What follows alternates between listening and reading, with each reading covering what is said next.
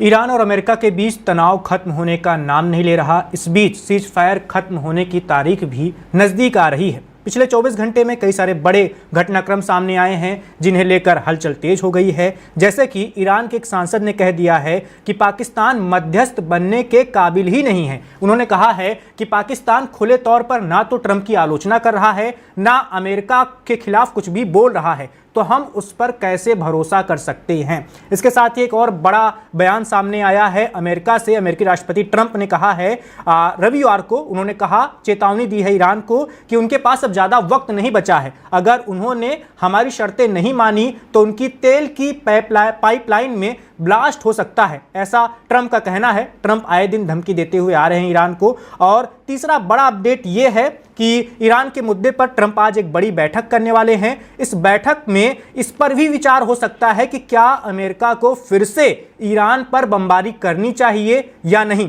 तो यह बैठक जो है वो बेहद ही महत्वपूर्ण होने वाली है। चौथे बड़े अपडेट की बात करें तो ईरान के विदेश मंत्री जो हैं वो पहुंचे हुए हैं रूस, और वहां पर उन्होंने रूसी राष्ट्रपति व्लादिमीर पुतिन से मुलाकात की है। पुतिन ने ईरान को नए सर्वोच्च नेता के लिए बधाई दी है और शुभकामनाएं भी दी हैं। इसके साथ ही इस बैठक को युद्ध के मद्देनजर बहुत ही महत्वपूर्ण बताया जा रहा है और कहा जा रहा है कि अगर सीज फायर टूटता है, युद्ध फिर से शुरू होता है, तो फिर पुतिन काफी कुछ मदद कर सकते हैं, रूस काफी कुछ मदद कर सकता है ईरान की। तो इन्हीं ताजा घटनाक्रमों पर आज हम तर्कश में बात करने वाले हैं। हमारे साथ इस बातचीत में कई सारे खास मेहमान जुड़ेंगे। हमारे साथ colonel Sanjeet Sirohi sir join कर रहे हैं जो रक्षा विशेषज्ञ हैं। इसके साथ ही शिवेन गौड़ जी भी हमारे साथ ज्वाइन कर रहे हैं, वो वन इंडिया के हमारे सहयोगी हैं। सबसे पहले सिरोही सर के पास चलेंगे। सिरोही सर, ईरान की ओर से ईरानी सांसद का जो बयान आया था आपने पढ़ा ही होगा। उन्होंने कहा है कि पाकिस्तान भरोसे के काबिल नहीं है, पाकिस्तान को अपना दोस्त मानते हैं, लेकिन पाकिस्तान के प्रधानमंत्री और सेना प्रमुख दोनों ना तो ट्रंप की आलोचना करते हैं, ना अमेरिका ने जो कुछ किया है उसके खिलाफ कुछ बोलते हैं। क्या आपको लगता है कि ईरान का भरोसा डगमगा रहा है? वैभव जी, बहुत बहुत धन्यवाद आपका। जय हिंद। एक अहम मुद्दे पे बात करने के लिए। देखिए, पाकिस्तान के ऊपर तो कभी भी भरोसा नहीं था। ईरान हमेशा ये कहता है कि पाकिस्तान हमारा एक पड़ोसी है और हमारा दोस्त है, लेकिन दोस्त के साथ भी जो है ट्रस्ट करना कई दफे मुश्किल हो जाए जब वही दोस्त दूसरे जो दुश्मन है तुम्हारा, उसके साथ उसके अच्छे ताल्लुकात हो, तो ये नहीं पता लगता है कि वो तुम्हारी तरफ है या वो दुश्मन की तरफ है। वही केस जो है पाकिस्तान के साथ है। पाकिस्तान का झुकाव और डोनाल्ड ट्रंप साहब का झुकाव जो पाकिस्तान की तरफ इतना जो पिछले हमने एक साल में देखा, उससे साफ जाहिर होता है कि Pakistan can not be a good mediator या नेगोशिएटर। पाकिस्तान एक मैसेंजर का काम कर सकता है, और ईरान ने जो पहली बातचीत हुई थी जो विफल हो गई थी, उसमें ईरान ने इस चीज को महसूस किया है कि पाकिस्तान अमेरिका का पॉइंट ऑफ व्यू को स्ट्रांगली पुट अक्रॉस करता है ईरान के नेगोशिएटिंग टीम के साथ, और जो ईरान के पॉइंट है उनको सिर्फ एक मैसेंजर के तौर पर अमेरिका को भेज देता है। तो इससे साफ जाहिर होता है कि पाकिस्तान का झुकाव हमेशा अमेरिका की तरफ ही रहेगा। वो ईरान को तो सिर्फ जो है ये दिखाने के लिए कि जी मैं बड़ा तगड़ा नेगोशिएटर हूं, ताकि उसकी छवि जो है वर्ल्ड पॉलिटिक्स में, वर्ल्ड स्टेज पे पाकिस्तान की छवि बढ़ जाए, इसलिए वो पूरी कोशिश कर रहा है। नहीं तो पहले दिन से पता है कि जिस तरीके से डोनाल्ड ट्रंप साहब तो फील्ड मार्शल मुनीर को जो अपना जो है फेवरेट फील्ड मार्शल कहते हैं, तो उससे साफ जाहिर होता है कि वो मुनीर का जो पूरा का पूरा फायदा उठाना चाहते हैं। और मुनीर और शहबाज शरीफ दोनों के दोनों डोनाल्ड ट्रंप को रिप्रेजेंट करते हैं, ना कि ईरान को रिप्रेजेंट करते हैं। बैबल जी। बिल्कुल सर। अभी सर, जब अमेरिका का प्रतिनिधिमंडल इस्लामाबाद नहीं जा रहा, ट्रंप ने खुद ही ऐलान किया था पिछले दिनों कि हम क्यों 18 घंटे का सफर करके इस्लामाबाद जाएं जब कोई सार्थक बातचीत हो ही नहीं पाती है। ईरान में अभी कौन बातचीत करना चाहता है, कौन सा नेतृत्व ईरान को चला रहा है, ये कुछ स्पष्ट नहीं है, ऐसा ट्रंप साहब का कहना है। अभी आपके पास ताज़ा जानकारी क्या है सर? क्या सीज फायर ये ऐसे ही बरकरार रहेगा या फिर कुछ शुरू हो सकता है?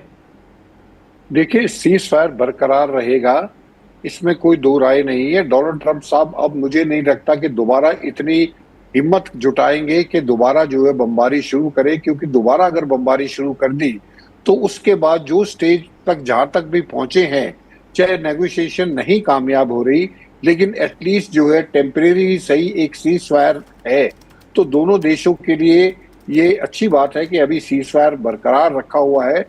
लेकिन आने वाले समय में जिस तरीके से ईरान के फॉरेन मिनिस्टर जो है अरागची साहब पहले पाकिस्तान जाते हैं, उनको अपने point of view put across करते हैं, उसके बाद जो है मस्कट जाते हैं, वहां पे जाके उनसे बातचीत करते हैं, और उसके बाद रशिया जाते हैं। रशिया जाना जो है इसमें सबसे इम्पोर्टेंट है, क्योंकि जो भी बातचीत चल रही है और जिस स्टेज पे भी बातचीत चल रही है, जिन बातों पे जो है लगता है कि बातचीत कामयाब हो सकती है, और कोई बातें जो ऐसे है कि वो नो गो एरिया है कि उसमें दोनों साइड जो है नहीं झुकने वाली, तो वो जो है फॉरेन मिनिस्टर जो गए हैं ईरान के, वो पुतिन साहब से भी मिलेंगे, आज उनको मिलना है, और वो जो है उनके बाकी जो ऑफिशियल डेलीगेशन है उनके साथ भी मुलाकात हो मिले गई हैं। है सर, ऐसी खबरें आ हाँ, रही हैं। मुलाकात हो गई है, तो विचार विमर्श जो हुआ हुआ उनके साथ। और डोनाल्ड पुतिन साहब, क्योंकि ईरान जो है एक रशिया का स्ट्रेटेजिक पार्टनर है मिडिल ईस्ट में, और रशिया को अपना अगर वर्चुअस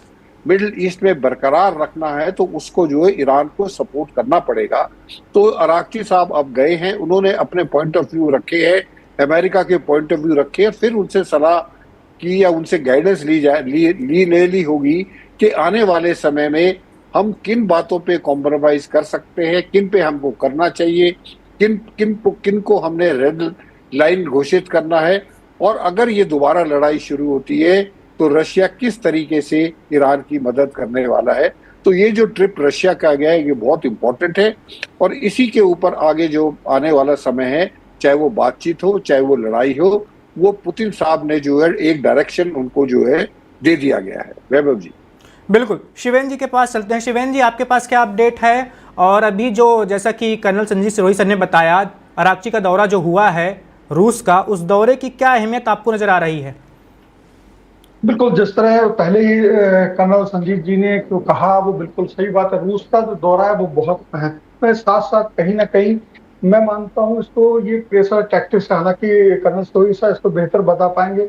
तो मैं आपसे ही जानना चाहूंगा कि जिस तरीके ट्रंप कह रहे हैं कि 3 दिन में अगर नहीं हुआ तो ब्लास्ट हो जाएगा, ये धमकी कितनी बड़ी है? और उसी वक्त रूस पे जिस तरीके से ईरान का जाना, क्या रूस वास्तव में पीछे से कोई इस तरह की सपोर्ट कर रहा है, किस तरह का है, हम लोगों को इसे कैसे देखना चाहिए? देखिए शिवेंद्र जी, जी, इसको जो है समझ देखिए, डोनाल्ड ट्रंप साहब को अगर आप देखें तो उनकी डे वन से, जब से ईरान में प्रोटेस्ट हुआ था तभी से उनकी जो जितनी भी स्टेटमेंट है, चाहे वो ट्रूथ सोशल पे हो, चाहे वो मीडिया के साथ इंटरेक्शन में की गई हो, उनकी हमेशा की जो है एक थ्रेटनिंग भाषा है, उनकी जो है हमेशा एक ऑफेंसिव, एक एग्रेसिव भाषा है। और जब आप लड़ाई से पहले, तो ये माना जा सकता है कि आप एग्रेसिव होंगे, क्योंकि साइकोलॉजिकल वॉरफेयर में आप जो है हावी होना चाहते हैं, आप ये दिखाना चाहते हैं दुश्मन को कि हम कितने ताकतवर हैं, हम क्या क्या कर सकते हैं। वहां तक तो वो स्टेज समझ में आती है, लड़ाई के दौरान भी वो स्टेज समझ में आती है। लेकिन जब आप पीस टॉक्स करना चाहते हैं और जब आप चाहते हैं कि लड़ाई किसी तरीके से बंद हो जाए, उस समय भी अगर आप ये कहते हो कि we have got all the cards और हम जो है बमबारी करेंगे, तो इसका मतलब आप प्रेशर टैक्टिक्स कर रहे हो। लेकिन डोनाल्ड ट्रंप साहब की बात एक समझ में नहीं आती, मुझे खुद समझ में नहीं आती डोनाल्ड ट्रंप साहब को ये बात समझ में क्यों नहीं आती कि आप ईरान के साथ डील कर रहे हैं, आप वेनेजुएला, क्यूबा या और नाइजीरिया या जो है आप डेनमार्क के साथ डील नहीं कर रहे, आप ईरान के साथ डील कर रहे हैं, जो एक सभ्यता है अपने आप में, और उनके अंदर जो एक जज्बा जो है, एक शहीदी का जो जज्बा है, जो जुनून है, उनको आप डरा धमका के नेगोशिएटिंग टेबल पे नहीं ला सकते और अपनी बातें जो है उनसे जबरदस्ती नहीं मनवा सकते। तो उसके बावजूद भी डोनाल्ड ट्रंप साहब बार बार ये जो बोल रहे हैं कि हम ये करेंगे, तो मुझे लगता है इन बातों पे हमको ज्यादा क्रेडिबिलिटी उनको नहीं देनी चाहिए, क्योंकि इन बातों में अब क्या बोल रहे हैं, कल सुबह क्या बोलेंगे, उनका कुछ भरोसा नहीं है। लेकिन हाँ, जिस तरीके से ईरान अपने जो है डिप्लोमेसी दिखा रहा है वो एक सराहनीय है, और वो जो है जिस तरीके से वो बातचीत भी करना चाहता है, लेकिन वो भी अपनी शर्तों पे बात करना चाहता है।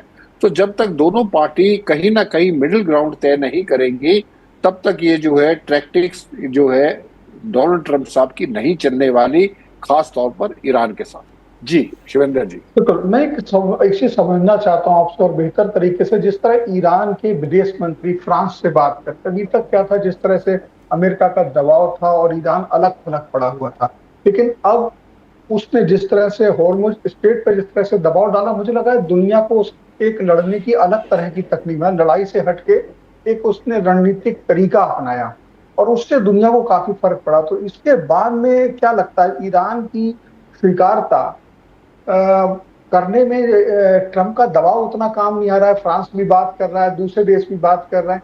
एक सवाल ये, दूसरा ये कि जिस तरह से ईरान, जापान को जिस तरह तेल दूसरे रास्ते से भेजा गया है, दूसरे नहर के, वो जापान के लिए कितना कारगर है नहीं है, दोनों जरा समझने की कोशिश करें दर्शकों को। मैं देखिए, जहां तक सवाल है, आप देखिए, लड़ाई से पहले बहुत से देश जो है, यूरोपियन यूनियन के खास तौर पर जो देश थे, वो ईरान के खिलाफ थे।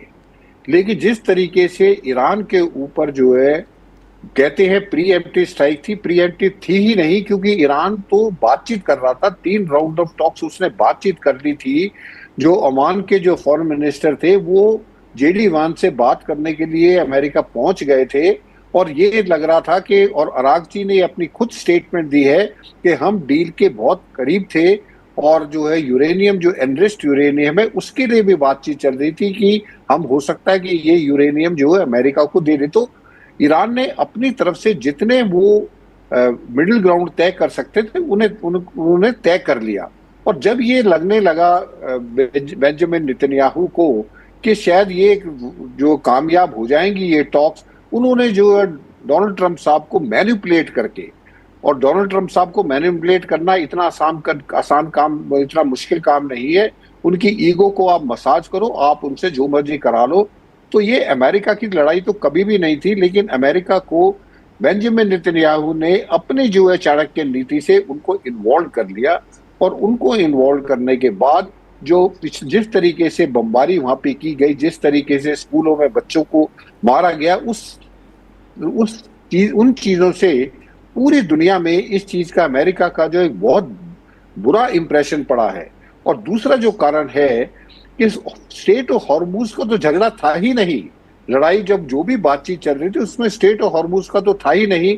लेकिन अमेरिका ने हमला करके ईरान को एक स्ट्रेटेजिक वेपन दे दिया है, जो वो बहुत ही बेखूबी से उस स्ट्रेटेजिक वेपन को यूज कर रहा है। और डोनाल्ड ट्रंप साहब ने, उन्होंने ब्लॉकेड किया तो डोनाल्ड ट्रंप साहब ने ब्लॉकेड किया, तो ईरान और अमेरिका में फर्क क्या रह गया? तो मुझे लगता है कि ये जो प्रेशर, और दुनिया में ईरान की छवि इंप्रूव हुई है। लोगों के मन में ईरान के प्रति, चाहे वो खुल के ना बोले, लोगों को जो है और देशों को ईरान के प्रति जो है बहुत ही सहानुभूति है इस लड़ाई के बाद।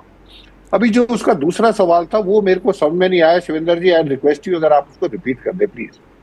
हाँ, ये एक बताया जा रहा है, जो अमेरिका का पहला तेल का जहाज जापान पहुंचा है दूसरे रास्ते से, होर्मुज के जरिए नहीं बल्कि दूसरी पनामा के रास्ते से।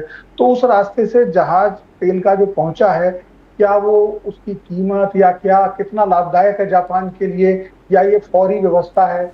इसको आप कैसे देखते हैं, क्या है ये मामला? देखिए, सवाल इस चीज का है कि जो भी वर्ल्ड की इकोनॉमीज है, जापान एक बहुत बड़ी इकोनॉमी है, चाइना एक बहुत बड़ी इकोनॉमी है, इंडिया बहुत बड़ी है, साउथ कोरिया, इनके ऊपर, सबके ऊपर, खास तौर पर जो एशियन कंट्रीज है, उनके ऊपर इस लड़ाई का बहुत बड़ा प्रभाव पड़ा है। अभी जापान को पहुंचाने के लिए, अटलांटिक ओशन से पैसिफिक ओशन में जाने के लिए जो है, पनामा कनाल ही एक ऐसा है। अदरवाइज आपको पूरा का पूरा साउथ अमेरिका से नीचे होके जाना पड़ेगा, जो कि बहुत टाइम भी ज्यादा लगेगा और जो है उसकी कीमत भी ज्यादा बढ़ जाएगी। तो I think Panama canal is one option जो कि जापान ने एक्सरसाइज किया, और वो मेरे को लगता है कि वो जो है सही वो एक्शन है, वो जापान ने जो है सही किया। और अमेरिका ने अगर ऐसा जहाज भेजा है तो बिल्कुल दुरुस्त भेजा है, क्योंकि वक्त की यही रिक्वायरमेंट है। इसी तरीके से आप देखिए, जो बाकी रेड सी के थ्रू भी जो है लोग जा रहे हैं। कई तो ये भी है कि खबरें हैं कि अमेरिका का जो जहाज है वो केप ऑफ गुड होप से साउथ अफ्रीका के नीचे से जा रहे हैं। तो ये जो है बहुत बड़ी समस्या है, स्टेट ऑफ हॉर्मुज को बंद करके, जो कि पूरी दुनिया की व्यवस्था को पूरा खराब कर दिया गया है। तो ये तो नए नए तरीके ढूंढे जाएंगे। भारत भी जो है, अब 2-3 दिन पहले खबर थी कि जो है बेंजामिन नेतन्याहू ने भारत को कहा कि आई-मैक कॉरिडोर को जल्दी से जल्दी तेज तरीके से बनाया जाए, ताकि जो है ये स्टेट ऑफ हॉर्मुज की प्रॉब्लम को किसी ना किसी तरीके से सॉल्व किया जाए। शिवेंद्र जी। बिल्कुल, एक सवाल मेरा भी है। जी जी जी, प्लीज। हाँ शिवेंद्र सर, आपसे भी ये सवाल होगा, सिरोही सर से भी ये सवाल है। यूरोपीय यूनियन की हम बात कर रहे हैं सिरोही सर, उसमें बहुत सारे देश हैं जिनका झुकाव अब अमेरिका की तरफ वैसा नहीं है जैसे इस युद्ध से पहले से था, या खासकर हम बात करें ट्रंप के दूसरे कार्यकाल में आने से पहले से यूरोपीय यूनियन के बहुत सारे देश जो हैं वो ट्रंप की निगाहों में खटक रहे हैं। नेटो को लेकर ट्रंप की बहुत अच्छी राय नहीं होती है, हमने उनके बयानों में देखा है। क्या आपको लगता है सिरोही सर कि यूरोप की ओर से जो प्रतिबंध लगाए गए हैं ईरान पर, उन प्रतिबंधों में थोड़ा बहुत ढिलाई आ सकती है? और क्या कई सारे देश अमेरिका को नाराज करके ईरान से दोस्ती बढ़ा सकते हैं, हाथ बढ़ा सकते हैं? देखिए वैभव जी, अभी इसको कहना बड़ा मुश्किल है क्योंकि लड़ाई चल रही है और कोई भी देश ऐसा काम नहीं करेगा, ऐसी स्टेटमेंट नहीं देगा जिससे अमेरिका को नाराज कर चुके। पर आपने जो सवाल किया बिल्कुल दुरुस्त किया है कि जिस तरीके से यूरोपियन यूनियन ने मिलके, और जब ये जो पहला जो बैरक ओबामा टाइम के समय जो ये 2015 में पैक्ट हुआ था, जिसकी वजह से जो है काफी सैंक्शंस को हटा दिया गया था, और फिर डोनाल्ड ट्रंप साहब ने आके उसको जो है उस स्टॉक से जो उस पैक्ट था उससे जो है अपने हाथ धो लिए थे। तो उसके बाद जो है यूरोपियन यूनियन को भी ये लगा कि यार एक लेट डाउन है, क्योंकि हम तो सारे एक ही पार्टी में थे और डोनाल्ड ट्रंप साहब ने ये यूनिलैटरल डिसीजन लेके ये साबित कर दिया कि doesn't care for European union की जो कंट्रीज है, मेरे ख्याल 5 या 7 कंट्रीज थे, तो वो उनको ये लगा कि हमसे तो पूछा नहीं। दूसरी चीज है, जब लड़ाई शुरू हुई तो भी उनसे कंसल्ट नहीं किया गया, और उसके बाद जो जिस तरीके की स्टेटमेंट वो दे रहे हैं नाटो के खिलाफ, उनको बोल रहे हैं वो पेपर टाइगर है, और जिस तरीके से यूरोपियन यूनियन के लीडर्स को वो मॉक कर रहे हैं, खास तौर पर डोनाल्ड ट्रंप को, मेलोनी को, और जो है यूके के प्राइम मिनिस्टर स्टैमर को, जिस तरीके से वो मॉक कर रहे हैं, तो मुझे नहीं लगता कि, मेरे को लगता है कि डोनाल्ड ट्रंप साहब ने जो है अपने इस कार्यकाल में जो तकरीबन 1.5 साल का भी नहीं हुआ है उसमें दुश्मन ज्यादा पाले हैं, दोस्त कम पाले हैं, बल्कि दोस्तों को भी दुश्मन बना दिया है। तो मुझे लगता है आने वाले समय में हालात अगर ये लड़ाई बंद हो जाती है तो सब देश जो है इस चीज के ऊपर जरूर विचार करेंगे कि हम अमेरिका के सैंक्शंस को क्यों माने। भारत ने भी जब सैंक्शन लगे ईरान के ऊपर तो भारत ने भी ईरान से तेल लेना बंद कर दिया, यूरोपियन यूनियन ने भी तेल लेना बंद कर दिया। तो अब आने वाले समय आप देखोगे कि जियो पॉलिटिकल ऑर्डर जो है पूरा का पूरा रेस्ट होगा, रीसेट होगा। मिडिल ईस्ट की कंट्रीज को ये पता लग गया है कि स्पाइट ऑफ द फैक्ट के वहां पे अमेरिकन बेसिस में फिर भी उनकी सुरक्षा नहीं हो पा रही है। बाकी देशों को ये पता लग गया कि वेनेजुएला के ऊपर आपने हमला कर दिया, ईरान के ऊपर हमला कर दिया, वेनेजुएला के ऊपर पहले आपने सैंक्शन लगाए, तो आप जिस पे चाहो सैंक्शन लगा देते हो, जिस पे चाहो। तो मुझे लगता है आने वाले समय में काफी देश जो है डोनाल्ड ट्रंप साहब की जो पॉलिसी है उसका विरोध करेंगे और वो जो है ईरान के साथ अपने ताल्लुकात बढ़ाएंगे। वैभव जी, बिल्कुल, एक छोटा सा सवाल और होगा, उसके बाद शिवेंद्र सर के पास चलेंगे। सिरोही सर, मध्य पूर्व के देशों को लेकर बहुत बात हुई थी युद्ध के दौरान, वो भी प्रभावित हुए थे, सऊदी अरब, यूएई, बहरीन, कतर, कुवैत। इसमें सर यूएई की भूमिका को लेकर बहुत ज़्यादा सवाल हो रहे हैं कि वो अब अपनी राहें थोड़ा अलग कर रहा है। जैसे अभी एक रिपोर्ट आई है उसमें ये बताया गया है कि इजराइल ने युद्ध से पहले ही, ये युद्ध के दौरान, अपने आयरन डोम को तैनात किया था यूएई में, और भी ऐसी खबरें आई। क्या आपको लग रहा है कि मध्य पूर्व की एकता में भी एक बिखराव सा होगा इस युद्ध के बाद? बिल्कुल होगा वैभव जी। आप देखिए कि जब ये लड़ाई बंद हो जाएगी और जब लोगों को थोड़ा समय मिल जाएगा सोच विचार करने का, तो उस समय देखिए मिडिल ईस्ट पूरा का पूरा पोलराइज्ड हो जाएगा। कैसे पोलराइज्ड होगा? क्योंकि मिडिल ईस्ट की कंट्रीज को अब ये पता लग गया है कि अमेरिका अब उनको सिक्योरिटी प्रोवाइड नहीं कर सकता है। अमेरिका के जो बेसिस हैं, अभी खबरें जो आ रही है, उनकी जो मीडिया से खबरें आ रही है, एनबीसी न्यूज से खबर आई है कि जो ये बता रहे हैं, पेंटागन जो बता रहा है कि जी हमारा इतना नुकसान हुआ है, उससे बहुत ज्यादा नुकसान हुआ है उन जो बेसिस 10 या 11 बेसिस के ऊपर जिसने ईरान के ऊपर हमला किया है। और उसमें यहाँ तक भी कहते हैं कि F-55 जो फाइटर जेट है जो ईरान के पास 1964 में आया था, वो जो है अमेरिकन बेसिस को अंदर जाके पेट्रियट मिसाइल के बावजूद वो अंदर जाके उसने काफी बमबारी की, काफी नुकसान किया है। तो ये अभी सब ये चीजें जो है, अमेरिका वैसे तो कहता है कि हमारा देश बहुत ग्रेट है क्योंकि we have got freedom of speech. Freedom of speech अगर आप देखें तो जो काफी चीजें दबाई गई हैं, आने वाले समय में वो चीजें जब बाहर आएंगी तो हमको पता लगा कि ईरान ने कितना ज्यादा अमेरिकन बेसिस के ऊपर हमला किया है। तो अगर अमेरिकन बेसिस के ऊपर हमला हुआ और अमेरिकन बेसिस अपने आप को सिक्योर नहीं कर पाए, तो जितनी ये मिडिल ईस्टर्न कंट्रीज हैं ये कैसे भरोसा करेंगे कि आने वाले समय में वो जो है उनको अपनी सिक्योरिटी जो है अमेरिका के ऊपर ही निर्भर रहना पड़ेगा, उनको अपनी सिक्योरिटी को आउटसोर्स करना पड़ेगा। तो मैं जो वैभव जी बता रहा हूँ, इस लड़ाई के बाद जब लोगों को सोचने का मौका मिल जाएगा तो ये मिडिल ईस्ट पूरा पोलराइज हो जाएगा। कुछ देश जो हैं वो ईरान के साथ चले जाएंगे और कुछ देश जो है इजराइल के साथ चले जाएंगे, और अमेरिका का रोल आने वाले समय में मिडिल ईस्ट में जो है कम होता जाएगा इस लड़ाई की वजह से। वैभव जी। बिल्कुल, शिवेन सर के पास चलते हैं। शिवेन जी, पहला सवाल तो आपसे वही होगा जो सिरोही सर से पूछा था कि यूरोपीय यूनियन क्या अब अमेरिका से थोड़ा बहुत दूरी बना के ईरान की तरफ कई सारे देश उसके जा सकते हैं, और दूसरा सवाल यही होगा कि मध्य पूर्व में क्या होगा इस युद्ध के बाद, वो किस दिशा में जाएगा, उसके देशों के बीच में कैसी स्थितियां रहेंगी? बाबा, मैं इसको थोड़ा सा और समझना चाहता हूँ, क्योंकि जिस तरह से कर्नल सिरोही साहब कुछ बता रहे हैं, मिडिल ईस्ट या जो भी देशों की कई परिस्थितियां और रही, क्योंकि इस युद्ध को जो इतनी देर में मैंने समझा बातों से सिरोही सर की और तमाम कर्नल सिरोही सर की, तो ये समझ में आया कि सबसे बड़ी चीज यहाँ पर जो इजराइल है, अगर उसके हित इस सीज फायर कह लो या फिर युद्ध समाप्ति में कह लो, अगर हल नहीं होते हैं तो ये कुछ परमानेंट हल नहीं निकल रहा है। तो ये समझना हो कि अभी इजराइल अपने कितने हितों को साध पाया है और कहां तक उसके हित जो है बकाया है, जो इस युद्ध विराम में आड़े आ सकते हैं। कर्नल सर देखिए शिवेंद्र जी, जो मेन मकसद था वो था रजीम चेंज का। ये जो ऑब्जेक्टिव शुरू में जब लड़ाई शुरू हुई तो अमेरिका का ये ऑब्जेक्टिव नहीं था। अमेरिका का पूरा फोकस ये, पहली बात तो हमको ये समझना पड़ेगा कि ये लड़ाई अमेरिका की नहीं है, ये लड़ाई ईरान की और इजराइल की है।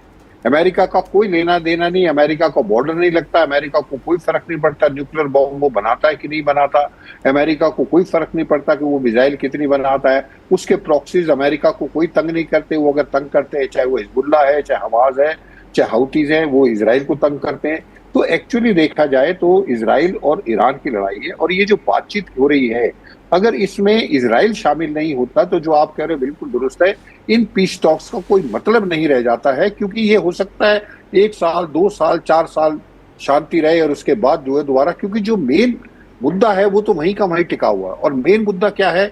इजराइल का मेन मुद्दा ये है कि ईरान के पास न्यूक्लियर बॉम्ब नहीं होने चाहिए। नंबर दूसरा जो है उनके जो प्रॉक्सीज है उनको सपोर्ट करना बंद कर दे। ये 2 मुद्दे हैं जो कि इजराइल चाहता है ये नहीं होने चाहिए, ना न्यूक्लियर बॉम्ब हो और ना वो सपोर्ट करे। क्योंकि स्टेट ऑफ हॉर्मुज का इजराइल के ऊपर कोई फर्क नहीं पड़ता, क्योंकि स्टेट ऑफ हॉर्मुज से इजराइल समझौते में जो पाकिस्तान में अभी तक दिखाई दिया बातचीत करते हो जहां भी हो रहा है, तो क्या ये 2 चीजें ईरान मानने को तैयार है? ये आपको लगता है इस तरफ मान जाएगा ईरान? देखो, अगर ईरान इस चीज को नहीं मानता है तो ये जो है पीस टॉक्स का कोई मतलब नहीं रह जाता। क्योंकि अगर डोनाल्ड ट्रंप साहब अपना हाथ धो के यहाँ से निकल भी जाते हैं और ये दुनिया को बताते हैं जी हम जीत गए, जैसे वो कहते हैं कि we are winning we are winning we are won, वो बोल के अपना जो है गुड्डी हाई करके वो निकल जाते हैं, तो उससे कोई फर्क नहीं पड़ेगा। मिडिल ईस्ट की प्रॉब्लम वहां की वहां है। इसमें ईरान को भी थोड़ा बहुत जो है अपने आप का जो स्टैंड है उसको थोड़ा लो डाउन करना पड़ेगा। क्योंकि इजराइल को इसमें कोई डाउट नहीं कि इजराइल को सबसे बड़ा खतरा जो है अपने अस्तित्व का वो ईरान से है। तो अगर ईरान के पास कल न्यूक्लियर बॉम्ब आ जाता है और वहां की रजीम यही रहती है, उनकी सोच भी यही रहती है, तो पहला बॉम्ब जो गिरेगा ईरान गिराएगा वो इजराइल के ऊपर गिराएगा। और वो इजराइल कभी होने नहीं देगा, चाहे अमेरिका इस लड़ाई से बाहर भी जाता है। इजराइल विल इंश्योर कि आने वाले समय में कम से कम 20-30 साल तक ईरान के पास वो काबिलियत ना हो जिससे वो न्यूक्लियर बॉम्ब बना सके। नंबर दूसरा, जो ये प्रॉक्सीज हैं, हिजबुल्ला है, हाउतीज है, हमास है, इनको जब तक नकेल नहीं डाली जाएगी तब तक ये हमेशा इजराइल के लिए खतरा बना रहेगा। तो ईरान को अगर चाहते हैं, ईरान चाहता है कि वो जो है शांति रहे चारों तरफ, मिडिल ईस्ट में शांति रहे, तो उनको ये 2 बातें तो माननी पड़ेगी। अगर ये वो नहीं मानते हैं तो ये पीस टॉक्स अगर अमेरिका और ईरान के बीच में हो भी जाती हैं तो उनका जो है लॉन्ग टर्म में मेरे को नहीं लगता कि वो जो है कामयाब हो पाएगी। जी सर, जिस तरह की रणनीति ईरान की रही है हिजबुल्लाह या दूसरे इस तरह के संगठनों के प्रति और जिस तरह के संबंध रहे हैं, ऐसे में अगर वो उनसे हटता है, ये संभव है रणनीतिक तौर पे? एक देश इतने लंबे समय तक जुटा रहा, अभी भी उसने उनका फेवर लिया, अभी भी कहा इस समझौते का कोई मतलब नहीं, पिछले समय में उसने कहा।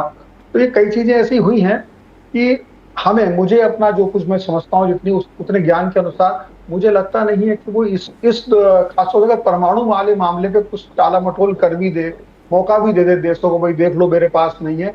लेकिन ये दूसरा वाला जो संबंध है, ये एक ऐसे संबंध है जो उसके लिए गर्म दूध की तरह है, ना उबलने का ना निगलने का, और रखे रखे भी उसका गला जलेगा। देखिए, ये तो ईरान को शिवेंद्र जी मानना पड़ेगा, क्योंकि जब तक ये तीनों चारों जो प्रॉक्सीज हैं, जब तक ये इजराइल के ऊपर एक खतरा बना रहेंगे। आप देखिए 23 अक्टूबर में जो है, जो 7 अक्टूबर 2023 में जो इजराइल के ऊपर हुआ, उसके बाद उनके साथ मिलकर हिजबुल्लाह ने किया। तो मुझे नहीं लगता कि इजराइल जो है इस चीज को कभी एक्सेप्ट करेगा। और इजराइल, जब से इजराइल आजाद हुआ है 1948 से, इजराइल या तो ओपन लड़ाई लड़ रहा है। लड़ाई 1948 में आजाद होते ही जो है मुस्लिम देशों ने उनके ऊपर हमला किया, 67 में हमला हुआ, 73 में हमला हुआ, और उसके बाद जो है ये हिजबुल्लाह के साथ कुछ 2-4 साल में झगड़ा होता रहता है, हमास के साथ होता रहता है। हौतीस का जब दिल करता है वो मिसाइल ठोक देते हैं इजराइल के ऊपर। तो इन हालात में इजराइल को सरवाइव करना बड़ा मुश्किल है। और जो है बार बार आप ये सोच कर रहे हो कि death to Israel, death to America, इस सोच के साथ अगर आप सोचते हो कि आपके ऊपर कोई सैंक्शन हटा देगा या आपके एसेट्स को वो डीफ्रीज कर देगा, ये नहीं होगा। तो ईरान को अगर आने वाले समय में अपने लोगों को संपन्न करना है, अपने देश को संपन्न करना है, तो उसको ये जो प्रॉक्सीज है उनको डिसोन करना पड़ेगा, उनको डिसमेंटल करना पड़ेगा, और एक नई तरीके से अपनी जो है देश को नई दिशा देनी पड़ेगी। तभी वहां पे जो है शांति आ सकती है, नहीं तो वो शांति कभी नहीं आएगी।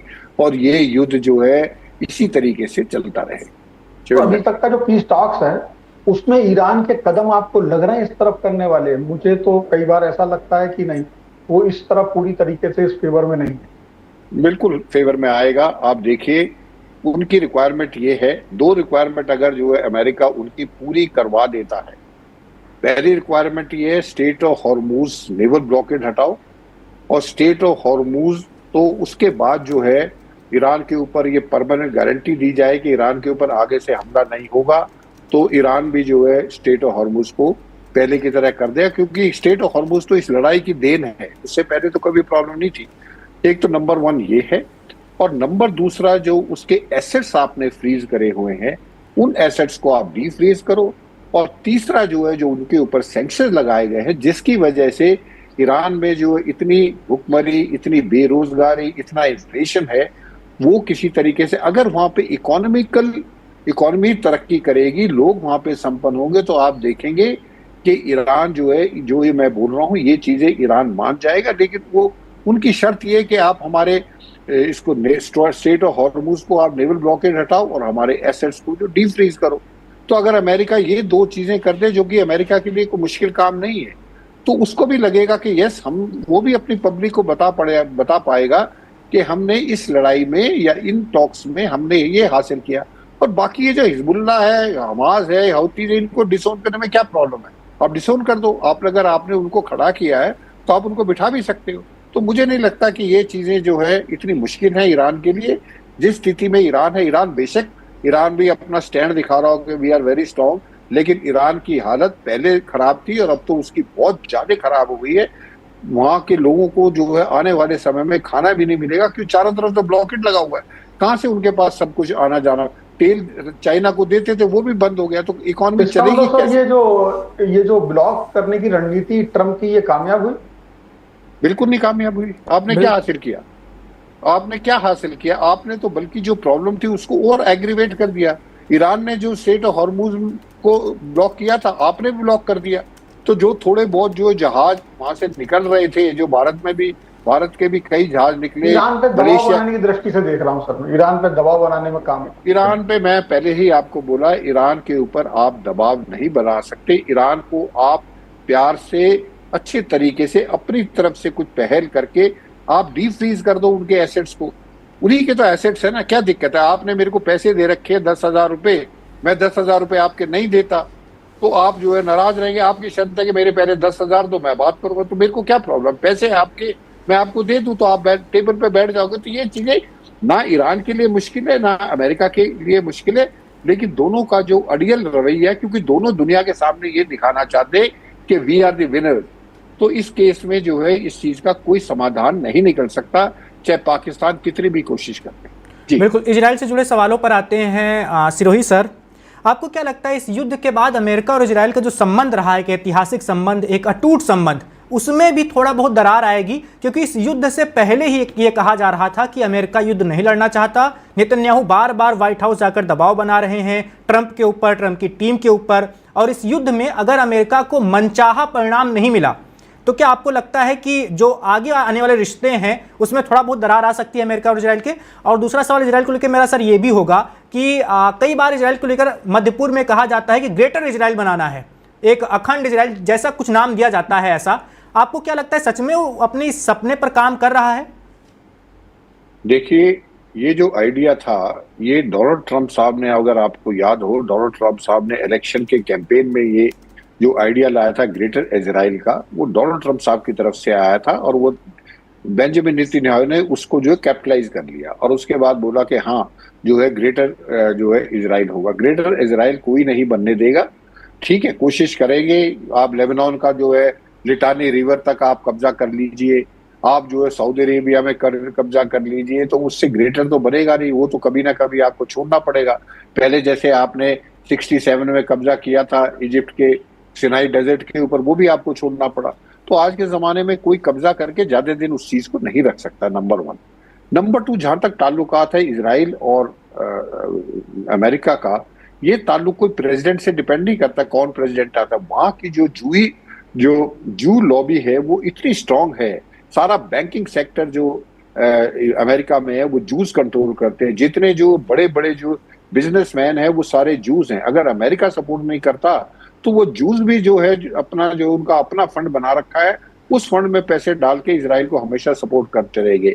तो इजराइल तो मिडिल ईस्ट में अगर अमेरिका अपना थोड़ा बहुत भी वर्चस्व रखना चाहता है तो उसको इजराइल को तो सपोर्ट करना पड़ेगा, वो उसकी मजबूरी है। और इजराइल की वजह से ही वो बाकी देशों के ऊपर जो गल्फ कंट्रीज हैं उनके ऊपर दबाव डालता है, ताकि उसी की वजह से तो ये पेट्रोल डॉलर चल रहा है। अदरवाइज जो पेट्रोल अगर डॉलर से ट्रेड बंद कर दे पेट्रोल का इन कंट्रीज में, तो डोनाल्ड ट्रंप साहब की तो इकॉनमी का भट्टा बैठ जाएगा।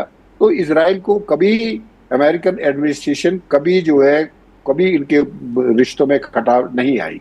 वैभव जी। बिल्कुल सर, आखिरी कुछ सवाल हैं उन पर आते हैं सिरोही सर। हिजबुल्लाह को लेकर हम लगातार बात कर रहे थे। हम ये जानते हैं कि हमास और हिजबुल्लाह दोनों कमज़ोर हुए हैं 2023 के बाद से, और लगातार इजराइल का हमला भी हुआ है। इस बीच हिजबुल्लाह ने एक धमकी दी है सर कि वो सुसाइड अटैक पर फिर से आ सकते हैं। जैसे 1980 के दशक में हम देखते थे सुसाइड बॉम्बर होते थे, वो इजराइल में घुसते थे और धमाका कर देते थे। उसका कहना है कि हम इस वाली रणनीति पर फिर से काम करना शुरू कर देंगे। अगर हम सीधे नहीं लड़ पाते हैं, उस स्थिति में हम कमज़ोर हो जाते हैं, तो अपनी ये वाली रणनीति अपनाते हैं। क्या आपको लगता है कि दुनिया अब नए तरह के हमलों के लिए तैयार हो जाए? ये हमास से जुड़े हुए लोग, ये हिजबुल्लाह के लोग, ये अमेरिका में इजराइल में धमाके कर सकते हैं? बिल्कुल कर सकते हैं वैभव जी, यही खतरा है। हम धमाके कर सकते हैं क्योंकि आप देखिए कि जब से हमास खत्म हुआ, क्योंकि आप जियोपॉलिटिकली आप देखें तो जब से सीरिया के अंदर बदलाव आया है और वहां के बशर असद को जो है वहां छोड़ के जो रशिया जाना पड़ा, तो जितना एक सीरिया एक कंड्यूट का एक पाइप का काम कर रहा था जिसके थ्रू जो हथियार आते थे, जो एम्यूनिशन आती थी, मिसाइल्स आते थे, ड्रोन्स आते थे ईरान से, वो सीरिया के थ्रू आते थे। अब सीरिया के ऊपर कंट्रोल तो रहा नहीं उनका, ईरान का, जो क्योंकि वो तो जो वहाँ का जो प्रेसिडेंट था वो शिया था और ईरान भी शिया था। बाकी सीरिया में लोग सुन्नी हैं लेकिन प्रेसिडेंट शिया था, तो उसकी वजह से उनका झुकाव जो है ईरान की तरफ था। तो और सीरिया के थ्रू ही सारे हथियार वगैरह हिजबुल्लाह हमास को आते थे। अब हिजबुल्लाह को ये पता लग गया कि उस तादाद में आपके पास हथियार आने अब मुश्किल है। ये नहीं है कि नामुमकिन है, मुश्किल है। तो क्या ऑप्शन है? ऑप्शन ये कि आप फिदाइन अटैक करो या जो आप बोल रहे हैं सुसाइड अटैक करो, और वो तो कोई भी देश, कोई भी टेररिस्ट ऑर्गेनाइजेशन किसी भी देश में कर सकते।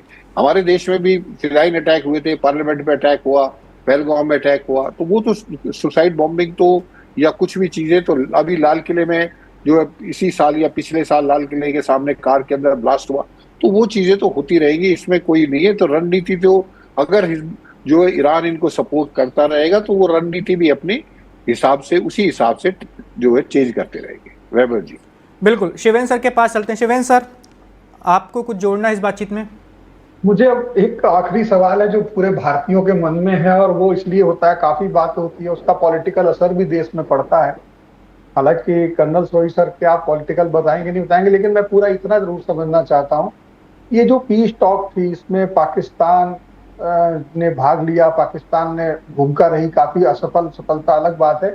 लेकिन हमारा देश, हमारे दोनों तरफ अच्छे संबंध माने जाते थे, इराक की तरफ भी, और हमारे नेता का बात करने का तरीका भी प्रभावशाली था, और कहीं, लेकिन हम लोग इससे बचे क्यों रहे?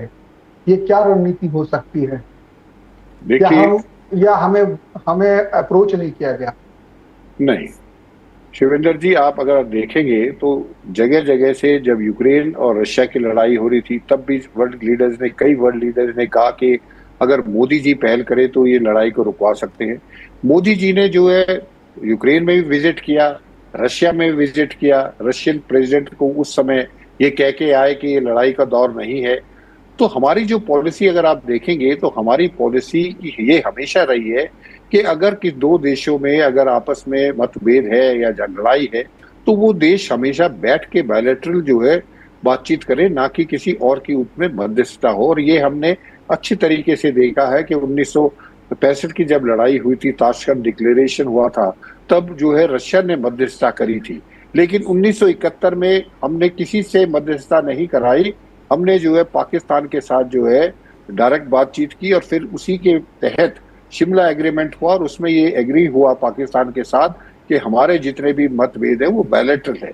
तो भारत सरकार की ये पॉलिसी रही है कि हम किसी भी नेगोशिएटिंग या मीडिएशन में नहीं रहेंगे, क्योंकि अगर कल समझ लो फिर लड़ाई होती है पाकिस्तान की और भारत की, तो क्या भारत जो है थर्ड पार्टी को एक्सेप्ट करेगा?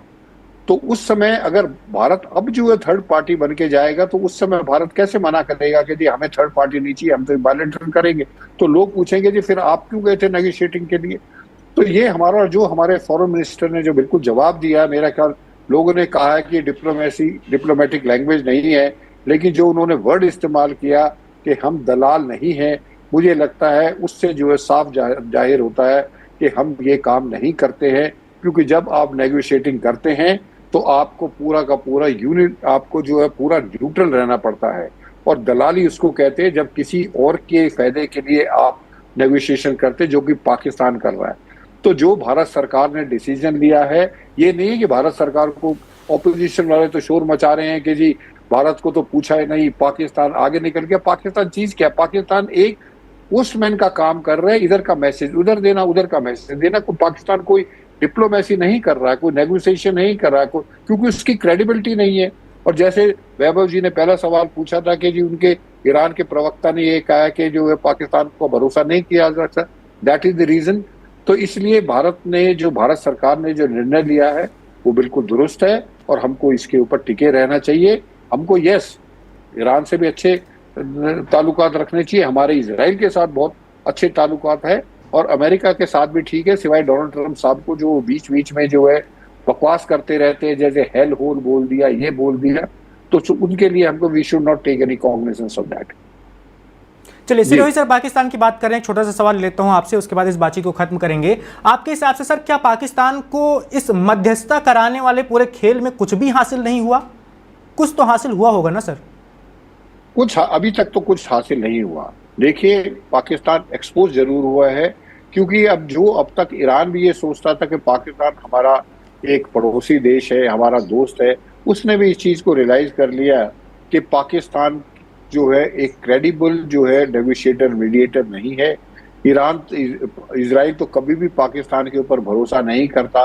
तो पाकिस्तान को अगर आप देखिए, पाकिस्तान का पर्सनल इसमें इंटरेस्ट क्या है? एक तो इंटरेस्ट ये है कि डोनाल्ड ट्रंप साहब को खुश रखना चाहते हैं, क्योंकि वो सोचते हैं कि अगर डोनाल्ड ट्रंप साहब खुश रहेंगे और अमेरिका के साथ हमारी अलाइनमेंट अच्छी रहेगी, तो आने वाले समय में अगर भारत के साथ ऑपरेशन सिंदूर 2 होता है तो उसमें अमेरिका हमारी मदद करेगा। तो वो एक्चुअली भारत को न्यूट्रलाइज करने के लिए अमेरिका के साथ वो पूरी कोशिश कर रहे हैं कि डोनाल्ड ट्रंप साहब को खुश रखें, नंबर 1।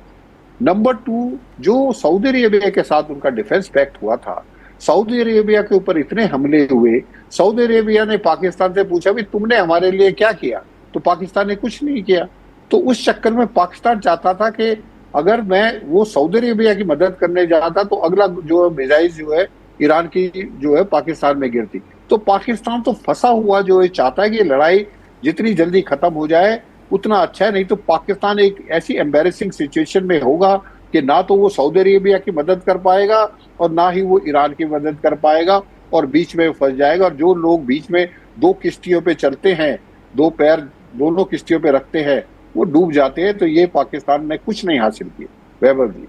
बिल्कुल, सिरोही सर और शिवेंद्र जी, आप दोनों का बहुत धन्यवाद सर। आप वन इंडिया के साथ जुड़े और आपने इस बातचीत में हिस्सा लिया। बहुत महत्वपूर्ण बातें आपने हमारे दर्शकों के साथ साझा की। तो फिलहाल तक की अपडेट ये है कि दूसरे दौर की वार्ता नहीं हो पाई है क्योंकि अमेरिका का प्रतिनिधिमंडल इस्लामाबाद पहुंचा ही नहीं। ट्रंप लगातार धमकी दे रहे हैं ईरान को, उधर ईरान के विदेश मंत्री देश दर देश दौरा कर रहे हैं। अभी फिलहाल रूस में है, पुतिन से मुलाकात हो चुकी है।